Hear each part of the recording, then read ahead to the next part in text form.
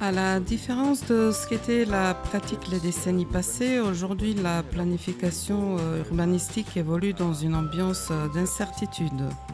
Cette incertitude a différentes racines et une de ces racines est la situation démographique. Ce n'est pas seulement la caractéristique des Balkans, mais plus généralement en Europe et dans les autres parties du monde. Il existe un processus parallèle de contraction démographique et expansion démographique de certaines régions. Ces deux processus se déroulent parallèlement.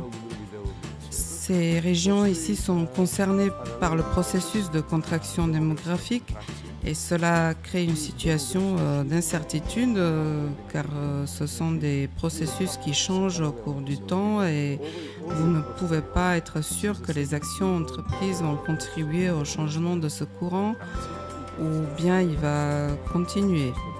Dans ce sens, la situation démographique est un des aspects cruciaux de l'incertitude.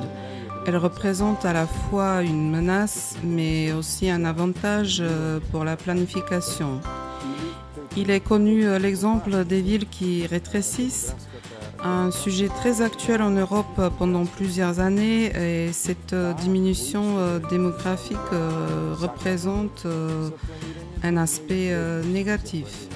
Mais beaucoup de ces villes, après un premier choc de diminution du nombre des habitants, ont réussi à appliquer des stratégies pour améliorer la situation dans les villes.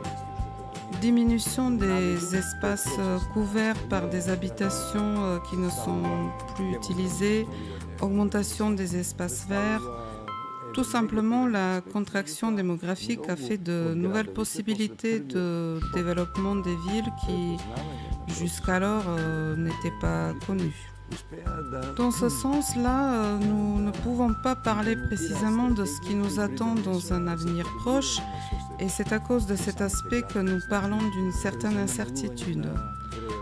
Probablement, l'approche la plus correcte serait une souplesse stratégique dans la planification des villes qui est beaucoup plus importante que la stratégie elle-même.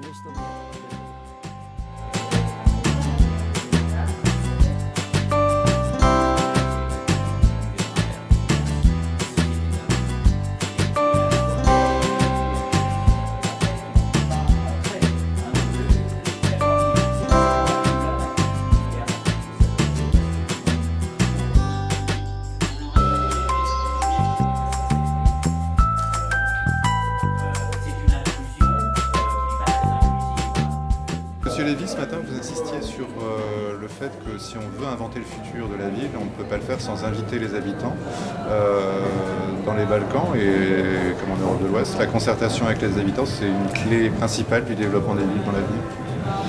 Oui, je pense parce que sinon ça ne marche pas. Étant donné que les habitants ont différents types de moyens pour faire valoir leur vision des choses, leurs arguments, leurs intérêts, leurs attentes. Si on ne les écoute pas, en général, et de plus en plus souvent, les projets échouent. Donc c'est particulièrement vrai dans les pays démocratiques, mais même dans les autres pays, il y a d'autres recours finalement, y compris d'ailleurs en votant avec ses pieds, c'est-à-dire en déménageant. Donc c'est une manière aussi de faire échouer les projets. Donc je pense que tout le monde gagne du temps en écoutant. Ça ne veut pas dire que les urbanistes ou le politique perd son rôle.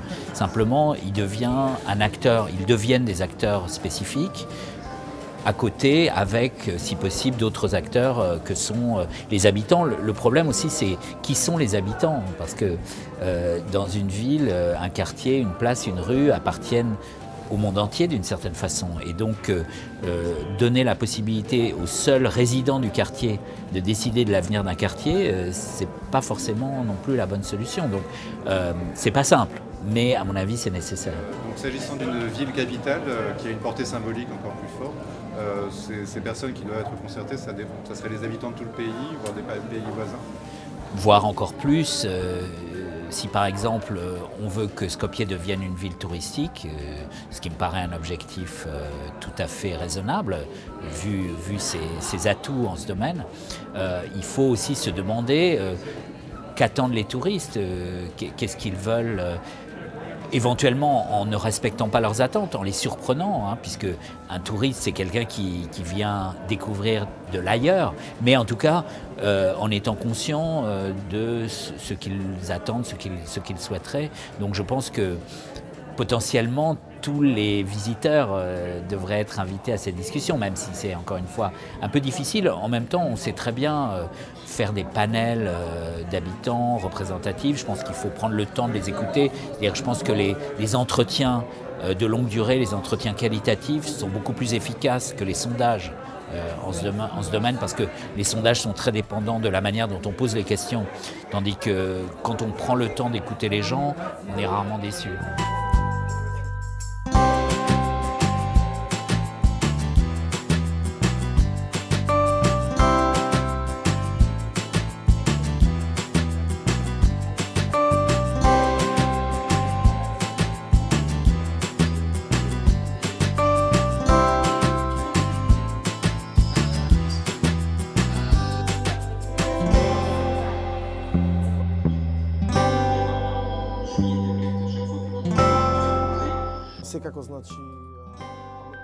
Les villes intelligentes doivent mettre le focus sur l'aspect écologique, car je pense que c'est un processus inévitable.